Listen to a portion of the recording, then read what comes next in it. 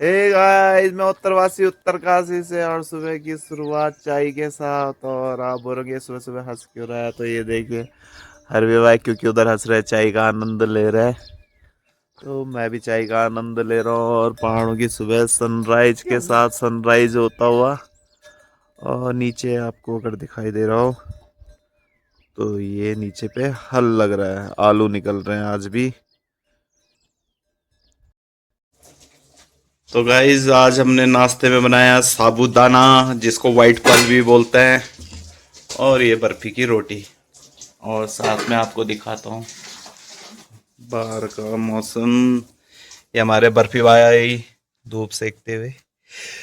तो गाइज ठंडे इलाके में रहता है तो इस तरह का तो हो ही जाता है। ये देखिए, ये हिमालय, ये हिमालय बर्फी। और अभी भी आलू निकाल ही रहे हैं लोग, ये देखिए खेतों में बहुत शानदार आलू होते हैं।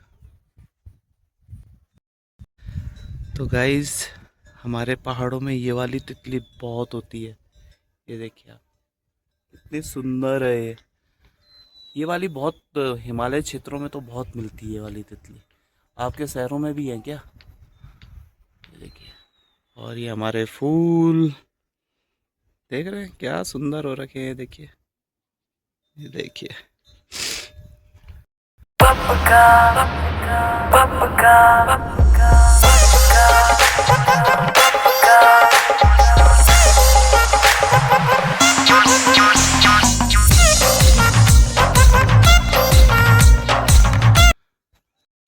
हे गाइस, तो मैं आज आपको एक बहुत ही इंटरेस्टिंग जानकारी देता हूँ। तो जैसा कि आप लोगों को पता है कि उत्तराखंड जो हमारा स्टेट है वो देवभूमि है।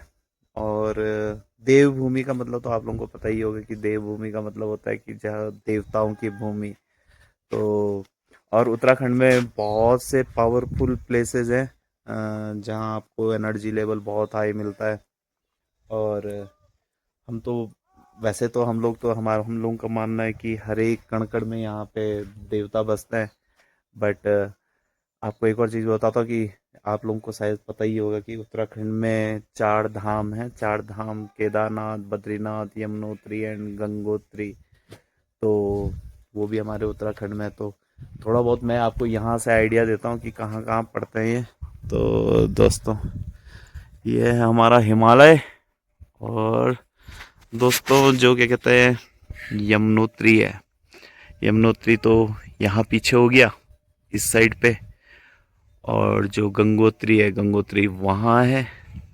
और केदारनाथ जस्ट श्रीकंठ, ये जो बीच में सेंटर है इसके, श्रीकंठ मीन्स आपके भोले बाबा का स्थान। और इसी के जस्ट पीछे में आपका केदारनाथ धाम है, बाबा की नगरी। और उसी के जस्ट इधर पे आपका बद्रीनाथ है। तो दोस्तों, एक और जानकारी आपको बताता हूँ। जब पांडवाज पांडव महाभारत काल में जब उन्होंने जंग जीती और उसके बाद वो लोग यात्रा में निकले स्वर्ग की तलाश में। तो उन लोगों के द्वारा ही बताए रास्ते से धाम करे जाते हैं। मीन्स पहले आपको हरिद्वार पहुंचना होता है, उसके बाद यमुनोत्री पहुंचना होता है, उसके बाद आपको गंगोत्री पहुंचना होता है, और उसके बाद केदारनाथ, और अंतिम जो पड़ाव है धामों का वो है आपका बद्रीनाथ। तो पांडवास पूरे जो आपका, मैंने जैसे आपको बताया कि यमुनोत्री यहाँ है, तो इस यहाँ ग्लेशियर बुग्याल इन सब से ही होते हुए पैदल पैदल पैदल यहाँ चढ़े थे। और गंगोत्री आए, फिर गंगोत्री से इस वाले यहाँ से चढ़े। और यहाँ पे DKD2 और DKD1 जो पीक है। तो जैसे कि आपको मैंने एक पुराने वीडियो में बताया था, DKD का मतलब होता है द्रौपदी का डांडा 1, द्रौपदी का डांडा 2। और हमारी मान्यता है कि उस समय के लोग एक तो पावरफुल भी बहुत होते थे। मीन्स उनके पास ताकतें बहुत स्पिरिचुअल और हर तरह की ताकत होती थी। तो बोलते हैं कि एक बार द्रौपदी जब उस पीक में पहुंची, तो जो द्रौपदी का डांडा है, तो द्रौपदी सुबह नहाई होंगी और नहाने के बाद उनके बाल सूख नहीं रहे थे क्योंकि क्लाउड्स भी आ रहे थे। तो भीम ने उनको बोला कि आप जो दूसरा पीक है द्रौपदी का डांडा 2, उसमें जाओ, उसमें धूप आ रही है, वहां सुखाओ। तो वो क्या कहते हैं, एक पीक से दूसरी पीक में उन्होंने छलांग मारी, जंप करा और वहां जाके अपने बाल सुखाए। तो इसलिए उन पीक्स के नाम उनके नाम पे पड़े हुए हैं, द्रौपदी का डांडा 1 और द्रौपदी का डांडा 2।